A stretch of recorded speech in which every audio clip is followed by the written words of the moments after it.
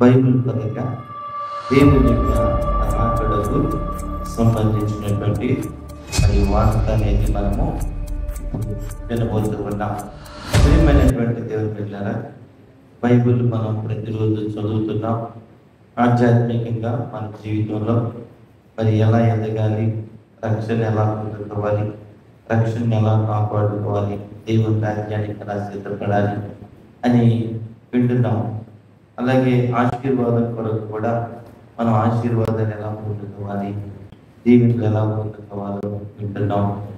మన ప్రవర్తనను మనం ఎలా కాపాడుకుంటూ పరిశుద్ధంగా దేవుని కొరకు ఎలా జీవించాలో, మరి చక్కటి సాక్షులుగా ఎలా జీవించాలో నేర్చుకుంటున్నాం. దీనితో పాటు బైబిల్లో యేసుక్రీస్తు ప్రభువు రాకడకి ఆయన మరి వచ్చి భూమి మీద ఉన్నటువంటి సార్వత్రిక సంఘాన్ని, వధువు సంఘాన్ని యేసుక్రీస్తు ప్రభువు దేవుడని, రక్షకుడని ఎవరైతే నమ్మి బాప్తిస్మం తీసుకొని ఆయన ఇచ్చిన ఆజ్ఞల ప్రకారంగా జీవిస్తూ ప్రభు రాకడ కొరకు సిద్ధపడుతున్న వారిని ఆయన ఆకాశ మండలమునకు మేఘముల మీద కొనిపోయి ఆ తర్వాత కొంతకాలానికి దేవుని యొక్క నిత్య రాజ్యంలోనికి తీసుకొని వెళ్తాడు. ఈ సమయంలో అది జరగడానికి ముందు భూమి మీద కొన్ని ప్రత్యేకమైనటువంటి మరి క్రియలు జరుగుతాయి. దేవుని యొక్క రాకడ రావడానికి ముందు ఆయన చెప్పాడు, యుద్ధాలు, భూకంపాలు చాలా భయంకరంగా జరుగుతాయి. మరి మనుషుల మీదకి మనుషులు లేస్తారు. ఇది నా రాకడకు ముందు మరి సూచనగా ఇవన్నీ కూడా జరుగుతాయి అని చెప్పని మరి తెలియజేశారు. ఇట్లాగా అనేక రకాలైనటువంటి యుద్ధాలు, అలాగే మరి భూకంపాలు. మరి మొన్నటి దినమున ఆ యొక్క జపాన్ దేశం మీదకి మరి భూకంపాలు వచ్చినాయి. ఈ భూకంపాలంట ఇంతకుముందు ఎన్నడూ రానంత విధంగా ఒక సంవత్సరంలో ఎన్ని భూకంపాలు వస్తాయో అన్ని భూకంపాలు కూడా ఇంచుమించు ఒక 9 రోజుల్లోనే ఆ భూకంపాలు వచ్చేసినాయి. ఇట్లాగా మనం చూస్తే చాలా మన ప్రపంచంలో మన చుట్టుపక్కల జరుగుతూ ఉన్నాయి. ఇవన్నీ రాకడకు సూచనలు అని చెప్పని మనము వింటూ ఉన్నాం. ఇకపోతే ప్రాముఖ్యంగా గత కొన్ని నెలలుగా, గత 1-2 సంవత్సరాలుగా మరి యెరూషలేములో అనగా ఇజ్రాయేలు దేశంలో యెరూషలేములో మరి ప్రత్యేకంగా 3వ మందిరము కట్టాలని, ఆ 3వ మందిరం కట్టడానికి మరి స్థలము మరి సిద్ధపరచడం అనేది జరిగింది. గత హయాంలో, ట్రంప్ గారి హయాంలో ఆ యొక్క మందిరం కట్టడానికి స్థలము ఏర్పాటు చేశారు. ఆయన తర్వాత మరి ఇంతకుముందు ఒక మరి ప్రధాని అక్కడ మరి ఉన్నారు. ఆయన తర్వాత మరలా ఇప్పుడు ట్రంప్ గారు మరి అక్కడికి మరి వచ్చారు. ఇప్పుడు ట్రంప్ గారు అమెరికా దేశాన్ని మరి పరిపాలిస్తూ ఉన్నారు.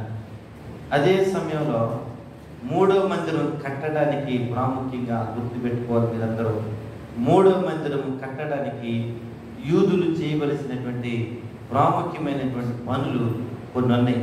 అందులో అతి శ్రేష్టమైనవి, ప్రాముఖ్యమైనది ఒకటి ఏంటంటే మరి ఎర్రని పెయ్య, ఒక నల్ల వెంట్రుక కానీ తెల్ల వెంట్రుక కానీ ఏ విధమైనటువంటి నలుపు కానీ తెలుపు కానీ ఎలాంటి మచ్చ లేకుండా మరి మొత్తము ఎరుపుతో ఉండేటువంటి ఎర్రని పెయ్య బలిపీఠం ఆ యొక్క మందిరం కట్టడానికి ముందు బలిపీఠం మీద ఈ ఎర్రని పెయ్యని సంఖ్యాకాండం 19వ అధ్యాయంలో ఈ ఎర్రని పెయ్యను గురించినటువంటి చరిత్ర అక్కడ మనకి కనిపించింది. ఇక్కడ నుంచి మనం కిందకి చదివితే ఇంచుమించు 10 వచనాల వరకు ఈ ఎర్రని పెయ్యను మరి ఆ బలిపీఠం మీద దహించాలని, కాల్చాలని, బూడిద చేయాలని, ఆ బూడిదని ఎత్తాలని, ఆ బూడిదను మరి ఉపకరణములలో ఎత్తి వాటిని జాగ్రత్త చేయాలని, ఈ యొక్క 3వ మందిరం బలిపీఠం ఆ మందిరం కట్టడానికి మునుపు ఈ కార్యం చేయాలని చెప్పని మరి ఎంతగానో యూదులు నమ్ముతారు. దాని ప్రకారంగానే ఇంచుమించు 1 సంవత్సరం క్రితమే ఎర్రని పెయ్యను అమెరికాలో కనుగొన్నారని, ఆ ఎర్రని పెయ్యలు, ఆ యొక్క ఎర్రని దూడలు వాటిని యెరూషలేమునకు తీసుకువచ్చేశారని, యెరూషలేములో వాటిని పెట్టి వాటిని యెరూషలేములో మరి పెంచుతున్నారని మనం వార్తలు వింటూ ఉన్నాం. అయితే ఈ మధ్య కాలంలో రీసెంట్గా ఒక 2-3 రోజుల క్రితం ఎర్రని పెయ్యను ఆ యొక్క యెరూషలేములో మరి దహించినట్లుగా వార్తలు అనేది వింటూ ఉన్నాం. దీనిని కొంతమంది ఏమంటున్నారంటే, ఒరిజినల్గా ఎర్రని పెయ్యను ఇంకా దహించలేదు, దానికంటే ముందు ప్రాక్టీస్ చేయడానికి ఆ ఎర్రని పెయ్యలో కొన్ని పనికిరానటువంటి ఎర్రని పెయ్యలు ఉన్నాయి. వాటిని మరి ప్రాక్టీస్ రూపంలో మరి దహించారు అని చెప్పని వార్తలు అనేవి వస్తూ ఉన్నాయి. అలాగే యూదులు దేవాలయం కట్టడానికి, 3వ మందిరం కట్టడానికి పునాది రాయ, మొట్టమొదటి పునాది రాయ వేస్తారు కదా, అట్లాంటి పునాది రాయి అనేది తయారు చేయడం కూడా జరిగింది. ఈ యొక్క యూదులు ఎప్పుడైతే 3వ మందిరం కట్టడానికి మరి పూనుకొని ఆ పునాది రాయి వేస్తారో, ఆ పునాది రాయి వేశారంటే మందిరం కట్టడానికి పనులు సన్నాహం చేస్తారు.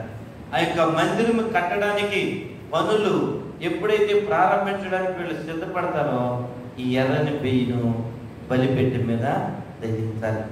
ఎర్రని పెయ్యను బలిపెట్టి మీద దహించటం అది అపవిత్రమైనటువంటిదిగా మరి బైబిల్ మనకి తెలియజేస్తుంది.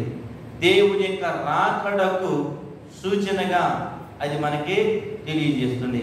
ఎప్పుడైతే బలిపెట్టి మీద ఎర్రని పెయ్యను వాళ్ళు దహించి ఆ యొక్క 3వ మందిరానికి పునాది వేసి 3వ మందిరాన్ని కడతారో, వెంటనే జరిగేటువంటి కార్యం ఏంటంటే, బైబిల్ పరంగా సార్వత్రిక సంఘం మారు మనసు పొంది బాప్తిసం తీసుకొని యేసయ్య రాకడలో ఎత్తబడాలని సిద్ధపడుతున్నటువంటి సంఘము మరి ఎత్తబడి విడిపోయింది. ఇక యూదులు అనేది విడవబడతారు, అన్యులు అనేది విడవబడతారు. వారందరూ కూడా శ్రమలలో ఇక్కడ ఉంటారన్నమాట. ఈ విషయాన్ని ప్రతి ఒక్కరు కూడా గమనించాలి. దేవుని రాకడ అతి సమీపముగా, చాలా చాలా చాలా మరి స్పీడ్గా, అది రోజులు అవ్వచ్చు, వారాలు అవ్వచ్చు, నెలలు అవ్వచ్చు, మరి తక్కువ సంవత్సరాలే కానీ ఎక్కువ సంవత్సరాలు కూడా పడతారు. అది ఎప్పుడు జరిగిందో మనకి తెలియదు. యూదులు చాలా ఆతృతగా, ఆసక్తిగా వాళ్ళు ఈ పని చేయడానికి పూనుకొని ఉన్నారు. ఎవరు పని వాళ్ళు చేసుకుంటూ వెళ్ళిపోతున్నారు. యుద్ధం చేసేవాళ్ళు యుద్ధం చేస్తున్నారు, రాజ్యాలు నడిపించేవారు రాజ్యాలు నడిపిస్తున్నారు. దేవుని యొక్క ధర్మశాస్త్రాన్ని నెరవేర్చే వాళ్ళు అనుకునే వాళ్ళు దాన్ని నెరవేర్చుకుంటూ వెళుతున్నారు. దేవుని యొక్క రక్షణను పొందుకొని యేసుక్రీస్తు ప్రభు దేవుడని నమ్ముకొని సువార్తను విని బాప్తిసం తీసుకొని దేవుని రాకడకు సిద్ధపడి మరి వెళ్ళాలనుకునే వాళ్ళు ఆ పని చేసుకుంటున్నారు. ఎవరి పని వాళ్ళు చేసుకుంటూ వెళ్ళిపోతున్నారు. ఏ పని ఆగదు. బైబిల్లో చెప్పినట్టుగా యేసయ్య రాకడ మరి అది జరిగిపోతానే మరి ఉండిద్ది అని మనం ఇక్కడ ఆలోచించాలి. ఈ రోజున నీవు నేను మనందరం కూడా మరి ఎంతో నమ్మకముగా విశ్వాసముతో దేవుని యొక్క రాకడను ఎదుర్కోవడానికి సిద్ధపడాలి. ఇక సమయం అనేది లేదు, ఆలస్యము లేదు. రాబోతున్నవాడు త్వరగా వచ్చుతూ ఉన్నాడు. ఏ వ్యక్తి అయితే మెలుగు కలిగి సిద్ధపడి ఉంటారో వారు ఎత్తబడతారు. ఈ విషయాన్ని మీరు చాలా క్షుణ్ణంగా స్పష్టంగా మనసులో దీన్ని పెట్టుకోవాలి. ప్రతి దినం కూడా దేవుని రాకడను చెప్దాం. హల్లెలూయా.